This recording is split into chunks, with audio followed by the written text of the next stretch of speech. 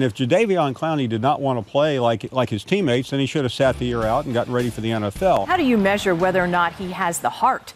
Does he have the heart of an NFL player? Come play for the team if he wants to, but if he doesn't want to play, he doesn't have to play. Simple as that.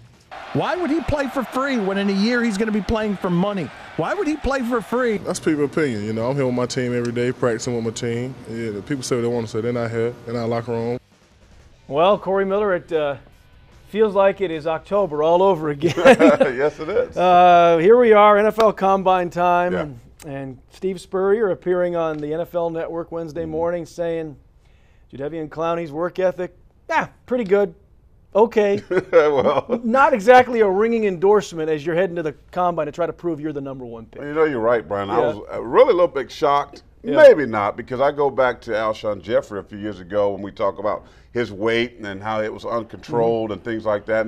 And Spurrier wasn't, co-signing, if you will, about his work ethic either. So, it's not a shock that people are saying Jadeveon Clowney. You go back and you watch the videos. You talk about being back in October, not finishing plays, coming out of ball games, taking himself out, and Which, showing him with his hands on his hips and things like that. But listen, at the end of the day, you got to go by talent.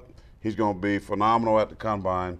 He's 6'6", 270, can run. And he can make big plays, Brian. So I know what people are saying, but I don't think it's going to hurt his draft status. Well, Spurrier himself even did a little bit of backtracking during that same interview where he says when the ball snapped, he's just got that extra something that the next guy just simply does not have. But this reputation just seems to follow him around. Clowney around everywhere he goes, even the Houston Texans, who have that #1 pick. The owner, Bob McNair, saying, yeah, maybe he doesn't have the best work ethic in the world, but we'll pair him up with J.J. Watt if we take him. If they take him. And make him into a dynamo. They went to the bowl game, and he brought J.J. Yeah. Watt. I don't know if I've heard of that situation before. But I think what happens here, in the National Football League, every guy take plays off. I can tell you that. If you watch the NFL, you see guys take plays off. I mean, nobody plays 100% all the time. They pick their spots. And if you watch Jadeveon Clowney, he almost plays like an NFL player. Because when you watch him, when he decides to make a play, he goes in and makes that play. I go back to the Tennessee ball game. They needed that sack, the forced fumble, and the turnover. It was Jadeveon Clowney that came up with the big play. North Carolina had some plays. Yeah, it wasn't consistent, but when you need a huge play, he makes big plays, and I think that's what GMs and the coaches are going to look for.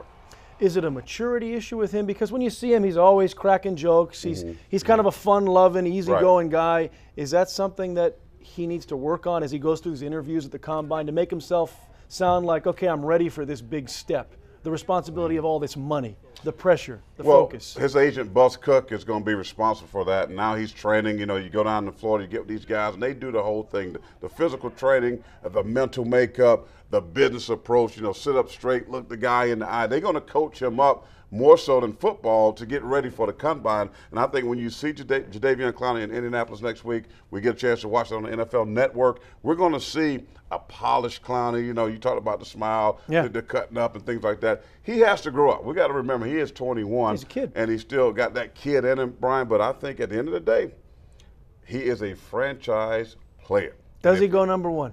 I think so. Okay. Mr. McNair, I'm speaking on the behalf of Jadeveon Clowney. If you're watching us, take him, because here's the thing.